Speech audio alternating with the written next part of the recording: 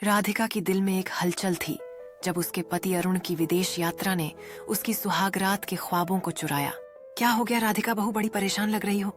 ससुर ने पूछा। देखिए ना ससुर जी, हमारी नई नई शादी हुई है और अरुण आज सुबह ही विदेश निकल गए। मैंने कितने सपने देखे थे कि अरुण के साथ हनीमून पर जाऊंगी, दुनिया घूमूंगी। राधिका ने उदास होकर कहा। ससुर मुस्कुराते हुए बोले, अगर तुझे घूमने का इतना शौक है तो मैं तुझे घुमा देता हूँ। चाहो तो मैं हम दोनों की कल की टिकट करा देता हूँ। राधिका को ससुर की बात कुछ अजीब लगी और वह सासू माँ से बात करने चली गई।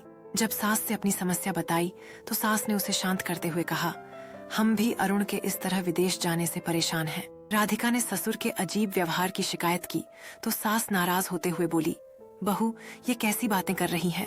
हमें ऐसी बातें करते हुए शर्म नहीं आती? तभी वहाँ राधिका की ननद आ गई और मजाक में कहने लगी, अरे भाभी चलिए खाना बनाते हैं। राधिका को अपनी ससुराल के माहौल में कुछ अजीब लगने लगा। राधिका ने तुरंत अपने भाई विजय को फोन किया और उसे ससुराल बुला लिया। अगली सुबह विजय आ गया। ननद और सास ने भी उसका स्वागत किया और अपने कमरे में बातचीत करने ले गईं।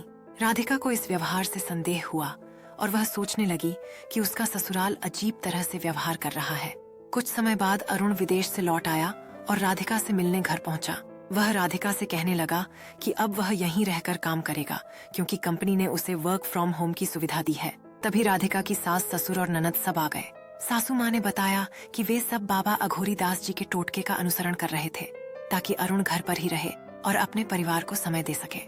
इस टोटके के कारण ही उन्होंने राधिका के सामने अजीब व्यवहार किया था ताकि अरुण का ध्यान घर की ओर आकर्षित हो। राधिका ने जब यह सुना तो थोड़ा चौंकी, लेकिन फिर सबकी मंशा समझकर मुस्कुरा दी। अब अरुण राधिका के साथ समय बिताने लगा और परिवार में खुशियां लौट आईं।